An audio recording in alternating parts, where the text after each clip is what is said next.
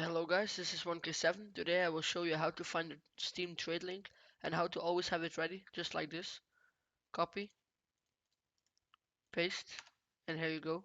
So this is always, yeah, of course it doesn't work. You cannot send a trade over to yourself, but like this you always have it ready for if it's for a gambling site, for example. So the first thing is the first thing to do is go to steamcommunity.com and then go to 1K7, your username, and go to inventory, go to trade offers. Go to who can send me trade offers. Right here you will see your trade URL. Just copy this and enter it into a new in a new tab. And now what you have to do is hover over this Valve Corporation US and just stake this right here. Just make sure you have it grabbed with your left mouse and just drag it down right here, and then it will be added.